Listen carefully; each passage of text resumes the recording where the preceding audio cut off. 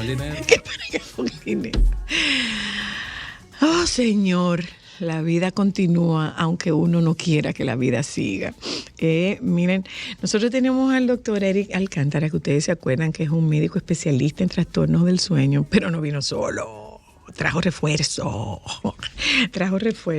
Y la verdad es que ver al doctor con el que él anda me da de todo. Un carajito, acérquese, doctor. Acérquese, doctor. Era un carajito, era un pichoncito que yo veía en aquel consultorio, neciando. Y míralo aquí, es el doctor Rafaelitico, pero que... No, Rafaelitico ya es el hijo mío. Dice Rafaelito. Bueno, no, Rafaelito, tu papá. Bueno, porque mucha gente de confianza lo conoce como Rafaelito. Rafaelito sigue siendo tu papá. El doctor Rafael Mena, conversando con el doctor Alcántara, me enteré de que la razón por la cual el doctor Mena está aquí es porque hay un estudio sobre trastorno del sueño infantil con un hallazgo bastante interesante que ellos van a compartir con nosotros ahora. Pero yo no quisiera, doctor, en lo que contactamos a Francisco, déjeme aprovechar que usted está aquí. Vamos a manejar dos cosas: los piojos y la influenza. Bueno, yo te voy a decir una cosa. De piojo no sabe. No, de piojo yo sí sé, porque ya me está picando de que hablan de piojo. Pero una cosa que yo te puedo decir con el tema de piojo, la gente piensa que los muchachos no deben de mandarlo al colegio si tienen piojo. Realmente eso no está muy indicado. Se le hace un tratamiento. El tratamiento del piojo es la permetrina, al 1%, se le pone y puede ir al colegio. ¿Qué es esa cosa que se pone? Se llama permetrina. Hay diferentes nombres comerciales. Ok. Se pone 10 minutos en los cabellos, se limpia bien. El que no tiene facilidad para la permetrina va a comprar un aceite de coco de tu tierra de Nagua. Ajá. ¿Con aceite de coco, doctor? Lo natural funciona. Yo conozco gente que se la resuelta con aceite de coco, eso también. Es decir, que el contagio disminuye inmediatamente, se le medica. Realmente sí, yo creo que no una razón por la cual un niño no debe ir al colegio, porque ya tampoco es que están saltando así después que se le medica. O sea, los piojos no andan dando brinco. Yo creo que eso los piojos no andan dando brinco. Yo creo que eso es lo fundamental que yo te puedo decir eso, que a los colegios que por eso el muchacho no se debe ausentar. O sea, que eso yo creo que es un mensaje. Lo que hay importante. Que hacer es ¿cómo es que se llama? ¿Eso se vende libremente en la farmacia, doctor? Sí, la permetrina sí está. Hay varios nombres, pero tú sabes que hoy en día hay que tener cuidado. Claro. Uno no está dándole a la marca, pero la permetrina sí. Y hay varias. O aceite de coco. O aceite de coco en todo caso. Eso ayuda. ¿Pero se deja o se retira? Se deja como 10 minutos. Se deja como 10 minutos y luego se retira. Y luego se retira. Ok. Y en cuanto a la influenza. No importa la edad, doctor. No, generalmente eso es bastante inocuo. Eso puede ser ya es inocuo. de infancia. Perfecto. ¿Oíste, Ámbar? ¿Que tiene preocupación? Y en cuanto a la influenza. El tema de la influenza. O de la gripe mala, como la gente le dice. ¿Pero es gripe mala o es influenza? ¿O es no es nada? Porque eso es otra cosa, porque le hacen prueba, y no tiene ni una ni la otra, pero tiene una gripe mala. Sí. Lo que pasa es que hoy en día hay tantos virus que dan gripe mala, y uno de los virus que da gripe mala es la influenza. Pero hay otro virus, por ejemplo, el virus respiratorio sincitial, que por ahí también yo estoy trabajando en un estudio hablando de la incidencia de eso. O sea, una gripe malísima, sobre todo en esos niños antes de los 6 meses, lo pone muy grave. Y a veces hay que darle soporte respiratorio.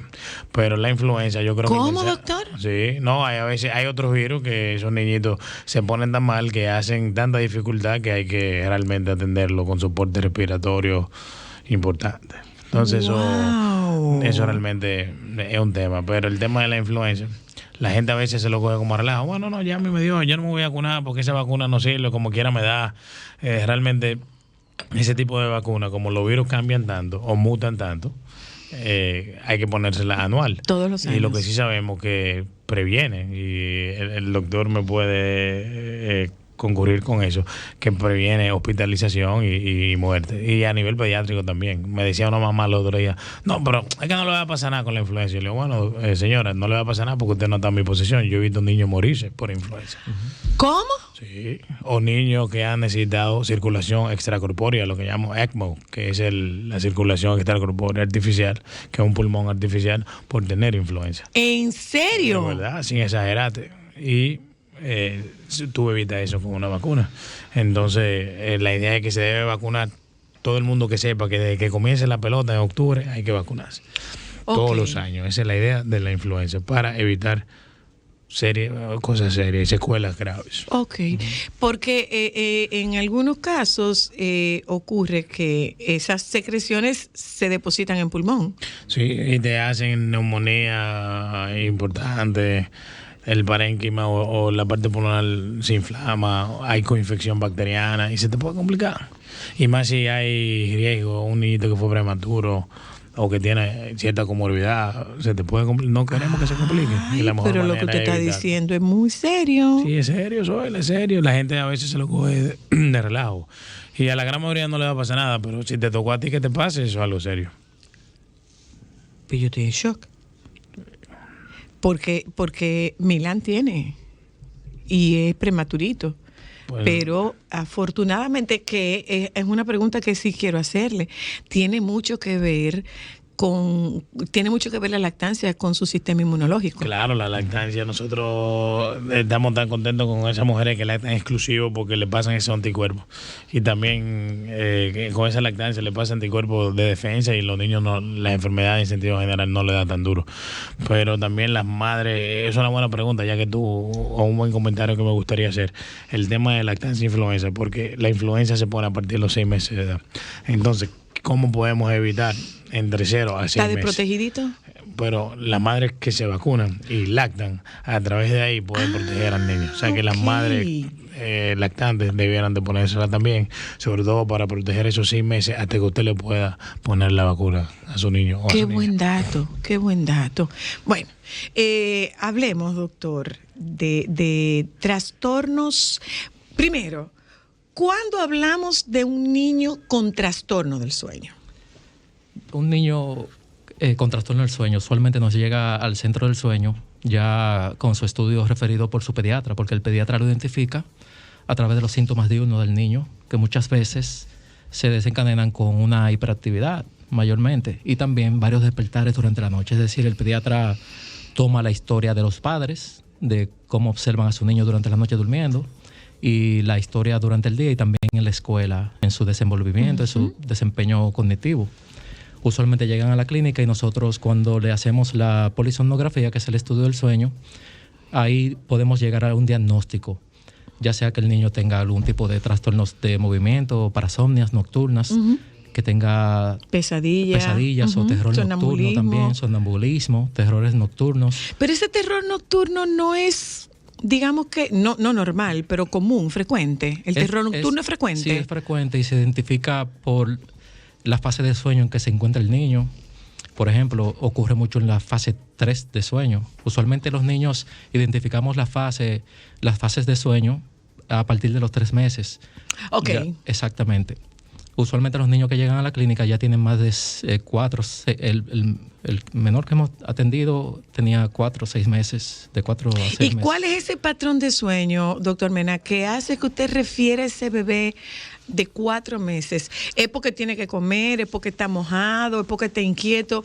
¿Qué se observa que hace que se refiera a este bebé a un especialista del sueño? Sí, yo creo que es raro referirlo tan temprano. 4 meses yo creo que ya es un poquito el extremo.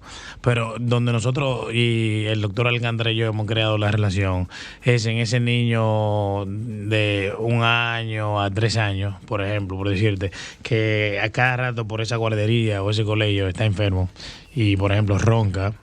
Y nosotros entendemos que tiene las amígdalas o las adenoides grandes y donde siempre existe la disyuntiva. Si tiene apnea es cuando hay una pausa respiratoria que por 20 segundos generalmente, y si un niño tiene mucha apnea o deja de respirar, después a futuro se le puede afectar su corazoncito porque hay poco oxígeno que le llega.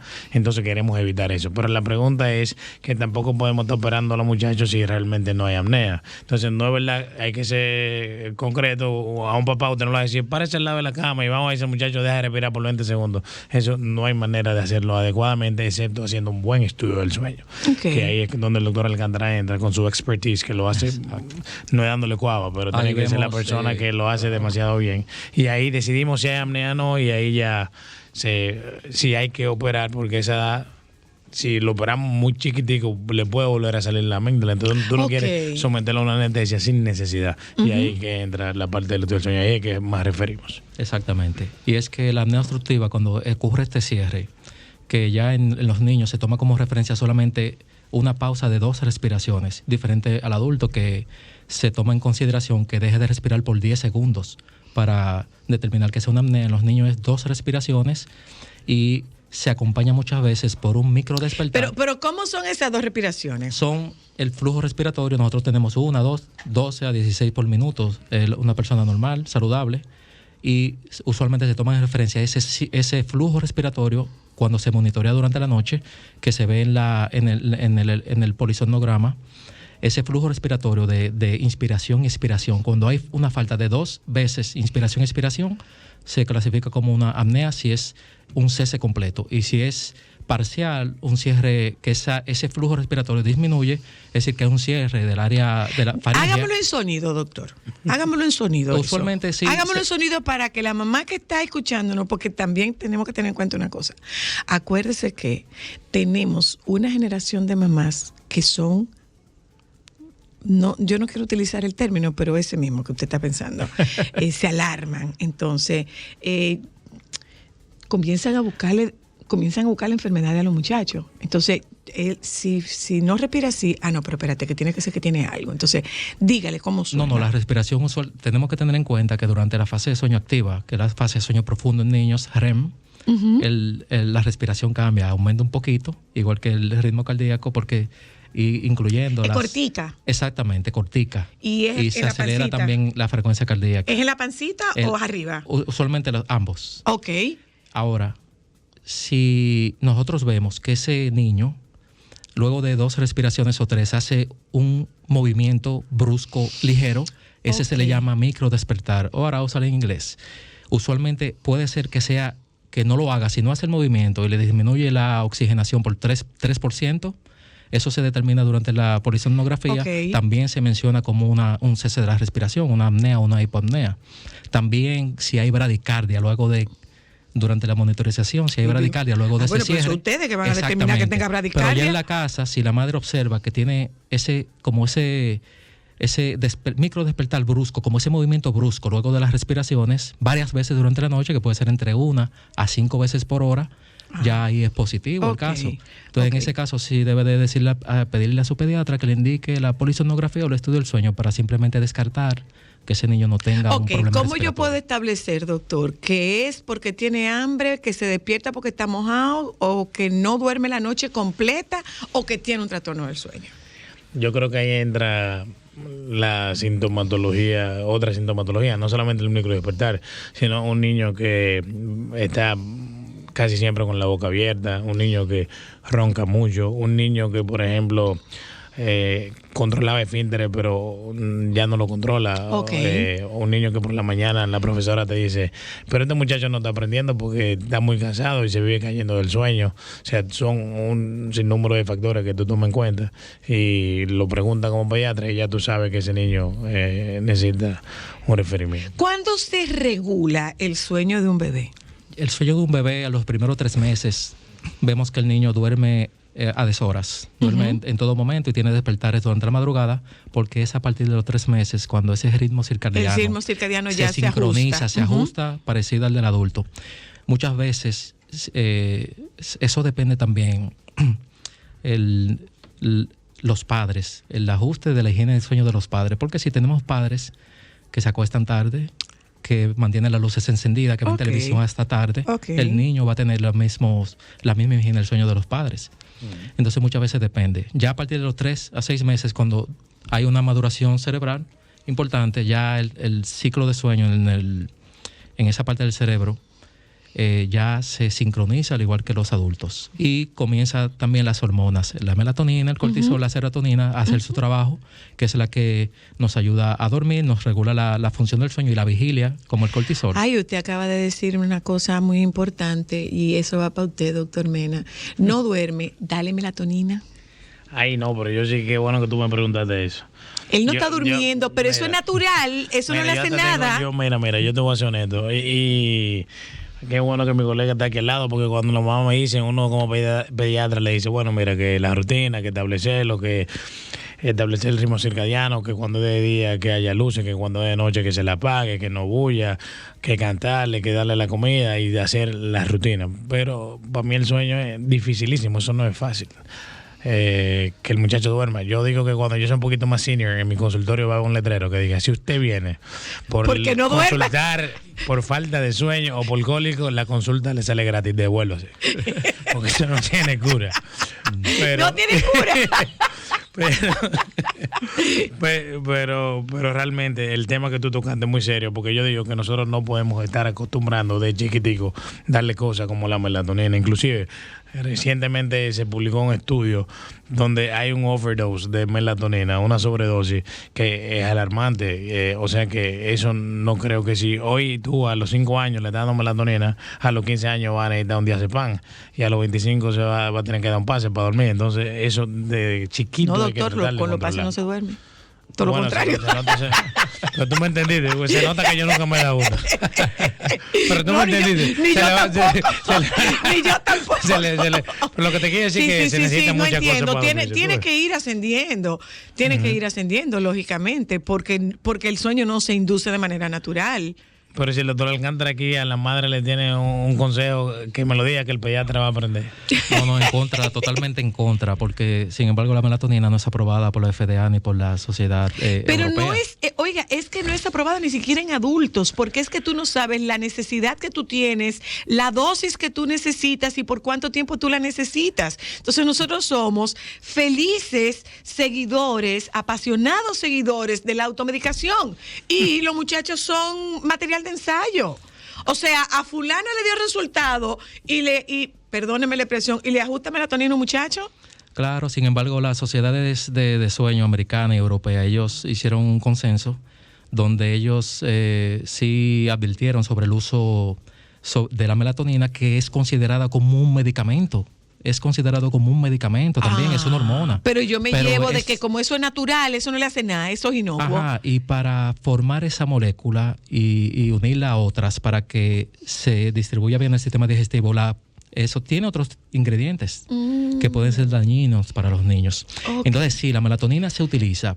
Ellos sí nos tienen una melatonina que sea de liberación prolongada, entre 2 a 3 miligramos, que se utiliza en algunos casos de trastorno del sueño en niños, que tiene que ver con... Pero indicados. Indicados los niños que tengan, por ejemplo, síndrome de trastorno del sueño, insomnio, o retraso de fase de sueño, okay, o avance de fase de sueño, o que niños que tengan algún nacimiento con algún trastorno neurológico o algún tumor. Eso iba a preguntar, doctor, si esos casos están relacionados con algo de nacimiento, si hay alguna relación o alguna predisposición, este tema del sueño, porque usted encuentra mamás que dicen, es que este niño no duerme absolutamente nada. Y puede pasar que de verdad no duerma absolutamente nada. Entonces, está en su propio nacimiento, aquí hay alguna predisposición, hay algún código genético, ¿qué hay ahí? Claro, la historia clínica, por ejemplo, en el TEA, el trastorno del espectro autista, esos niños que sí tienen insomnio, la mayoría, en un 50-60% de los casos presentan insomnio. Entonces, en ese caso se maneja mucho y ha funcionado bien lo que es la terapia cognitiva conductual en insomnio, que al igual funciona en los niños. ¿Cómo es? Así mismo, no solo medicamento. Entonces, antes de ir al medicamento, elegimos la terapia cognitiva conductual en insomnio, que también existe para... ¿Y cómo se aplica la terapia cognitivo-conductual en insomnio, niños, doctor? Entrenando a los padres. Se entrenan a los padres. ¡Anda! Exactamente. Y nos ha funcionado muy bien. De verdad que sí. Dale esa comida más cargada, doctor, dígame. ¿La comida? La comida más cargada. Sí, para que duerma. Sí, para que duerma. Tú sabes que nuestra cultura es jocosa. No creo que haya mucha evidencia con eso. Usted sabe que a una paciente de su papá, hija mía, no con la intención de que durmiera, porque literalmente la niña pestañaba. literalmente. O sea, yo duraba un tiempo, la dormía y a los 10 minutos ya estaba. ¿Qué ocurrió en mi ausencia? Y eso pasa con su hijo pequeño. O sea, Milán se faja, que es una pregunta que he querido hacerle a un especialista. Milán se faja como un campeón con el sueño. Y yo le he explicado, Milán, la única forma de que eso desaparezca es durmiéndote. Te tienes que dormir. ¿Qué es lo que pasa? ¿Por qué le genera tanta incomodidad a un niño el sueño? Mira. ¿Por qué que le genera tanta incomodidad? Porque también, cuando son más grandes, bueno, es tiempo que están perdiendo. Pero un bebé de 6 meses no sabe qué tiempo él está perdiendo. No, usualmente si tiene que ver mucho con los padres. Si ese padre, por ejemplo, lo expone a la luz solar en la mañana, les regula también la ingesta de los alimentos. Eso también nos sincroniza el ritmo circadiano, el horario de nuestro desayuno, almuerzo, cena, las meriendas. Todo eso son factores que ayudan a que el niño tenga un mejor sueño en la noche. Yo puedo hablarle particularmente de Milán. Milán a las 7:30 de la noche entra en una intranquilidad y una molestia y un disgusto, y es un llévenme para mi casa, llévenme para mi casa, llévenme para mi casa, acuésteme. Gracias a Dios, está acostumbrado ya. Pero ¿qué es lo que ocurre en el organismo infantil, doctores? Que estos niños se irritan tanto antes de dormirse. ¿Qué es lo que les pasa? El sueño es una necesidad realmente también, así como nosotros tenemos que comer, tenemos que beber agua, también tenemos que dormir. Pero te lo digo. ¿Por qué que pelean? Habría que preguntárselo a ellos. Mira, la exposición también a las tablets ahora, a los celulares. Bueno, este niño no ve tableta. Este niño no ve tableta, pero el otro día me tomó 35 minutos dormirlo. Y esto aquí lo tenía rojito y se trujaba los ojitos y lloraba. Y cuando por fin lo dormí, parece que se quedó pendiente. Espérate, que yo tenía un pleito con el sueño, déjame volver. ¿Y cuántas horas? Y enganchó. Es importante saber también qué tiempo de siesta le dan durante el día. Eso, él no duerme, él pestaña. No duerme. Le estoy diciendo. Pero yo creo que es un buen punto, el tema de la siesta. Que a veces es necesario en esos niños hacerla. Pero ¿por qué es la resistencia de un niño a dormir, doctor? Ahí ya no hay respuesta. Hay que investigarlo. Yo no me la sé porque es que a veces es tan difícil ese tema del sueño. Sí, no, hay un factor también de hiperactividad. Si el niño, el ambiente también, la temperatura corporal que disminuye con el sueño, al igual que nos ayuda mucho, es decir, una habitación fresca, oscura totalmente y que sea una rutina diaria, es decir, la misma hora, todas las noches, eso ayuda mucho a que ese niño ya, esa hora cercana ya vaya apagándose un poquito. Claro. Yo tengo que ir a publicidad, pero cuando regresemos de publicidad me interesa que ustedes compartan con nosotras qué es ese estudio, qué los lleva al estudio y qué población seleccionan para esto. Me pregunto, ¿qué tanto tiene que ver el entorno con la calidad de sueño de un niño? Ya volvemos. Miren, nosotros estamos hablando esto es un privilegio. Mi mamá, en paz descanse, hubiera dicho que peje cogió el chinchorro. Que cuando tú coges dentro del chinchorro un pez que no es frecuente ver. Entonces, nosotros te hemos llamado a ti varias veces, pero no ha sido posible porque es un poco complicado tener la presencia de un pediatra clínico en una cabina. Es bastante complejo, eso lo sabemos. Ustedes tienen un estudio hecho, me pregunto, ¿qué población seleccionan ustedes? Un estudio infantil, ¿qué población seleccionan? ¿Y qué están buscando o cuáles fueron los hallazgos de ese estudio? Hicimos un estudio de una revisión de casos, un estudio retrospectivo en niños que les realizamos la polisomnografía. Elegimos 7 niñas y 6 niños entre 2 a 9 años. Esto para nosotros... Pero es que yo estoy aturdida de que aquí se esté haciendo estudio de sueño a niños tan pequeños. Yo estoy aturdida. Yo dijera que, y ahí no defendiendo los intereses del doctor, yo dijera que aquí se hace muy poco estudio de sueño. Al revés te dijera yo. Muy poco estudio de sueño se hace aquí. Es que en los países, por ejemplo, Estados Unidos, España, México, Colombia, donde cuando el pediatra recibe un niño con algo relacionado al sueño, hay que indicar el estudio. Claro. Porque hay que investigar el sistema de 30 trastornos del sueño. La pregunta que me hago es si es un infradiagnóstico. si el trastorno de sueño puede estar infradiagnosticado. Claro, la mayoría de las veces. Y lo tratan Hay muchas un veces infradiagnóstico. como si fuera otro tipo de diagnóstico psiquiátrico. En la mayoría de los casos. Antes de determinar el trastorno. Porque, por ejemplo, en los niños también se ve la narcolepsia. Que aquí es poco frecuente, pero en Israel, que hicieron una investigación, de cada 1,000 niños, 100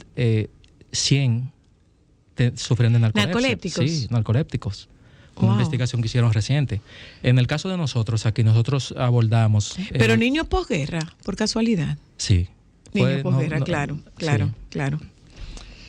Se relacionaba mucho a síndromes neurológicos como Klein-Levin, el síndrome de Klein-Levin, que es un tipo de trastorno de hipersomnolencia de tipo central, neurológico, en ese caso.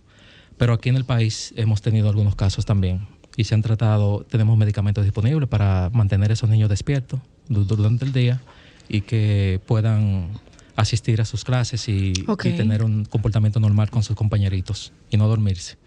En este caso, en esta investigación que hicimos, nosotros comparamos nuestra investigación con otras que se han hecho y el resultado fue lo esperable. De estos casos, un porcentaje bien elevado, yo creo que el 80% tenían obesidad, el índice de masa corporal elevado, por lo tanto, sí presentaron apnea obstructiva del sueño durante la noche. Y no solo eso, sino que durante la polisonografía nosotros también medimos la retención del dióxido del CO2, el parcial, el PCO2, donde lo monitoreamos durante el sueño, porque esto es lo que sucede en los niños. Cuando ese niño retiene el dióxido de carbono durante la noche durmiendo, esto afecta significativamente y puede causarle problemas médicos irreversibles a ese niño en caso de que no sea tratado. Es decir, en este caso, como la mayoría de los niños sí tenían hipertrofia adenoides de las amígdalas, en este caso, este reporte ayuda mucho también en nuestro país a que el seguro pueda aprobarle a que ese niño se intervenga en caso de que ya tenga la edad necesaria y cumpla los requisitos de que pueda ser intervenido. Nos ayuda porque ese niño va a tener problemas cardiovasculares, neurológicos, cognitivos durante el día, si no se trata. ¿Por qué son tan frecuentes las adenoides, doctor Mena? Lo que pasa es que esa es la primera línea de defensa que tiene el cuerpo. Recuérdate que nosotros tenemos células que glóbulos blancos y que se llaman linfocitos y están ahí en las amígdalas. Y como a cada rato esos muchachos tienen moco y tienen virus, las amígdalas están peleando y es como el que hace mucho ejercicio, se pone grande. O sea que más o menos esa es la idea. ¿Y cuáles son los otros resultados? En ese caso, lo más importante, la conclusión más importante fue esa, que sí se relaciona la obesidad, es decir, esos niños que no lo mantenemos con una dieta saludable y comienzan a tornarse obesos, hay que tener cuidado con eso, precaución, porque va a terminar con un trastorno respiratorio del sueño importante. ¿Qué va a pasar con ese tema, doctor? ¿Qué va a pasar con el tema de la obesidad? El tema de la obesidad mi hermana es pediatra y dice que a ella le encanta un niño gordo, pero que no sea paciente de ella. Sí, a los pediatras les gusta, ay, mira qué gordito, qué lindo, sí, pero no me lo traiga para mi consulta. O sea, ¿qué va a pasar con el tema de la obesidad infantil? Es un tema largo y extendido, pero yo creo que la obesidad infantil es una forma de desnutrición. Claro. Donde cada vez la incidencia de cirugía bariátrica, por ejemplo, en adolescentes ha aumentado, donde la incidencia del sufrir la diabetes o el azúcar, para que la gente entienda, ha aumentado, donde la presión alta o la hipertensión arterial ha aumentado, donde la disregulación del sueño se sufre. O sea que la obesidad, yo creo que son muchos factores que tocan y muchas aristas.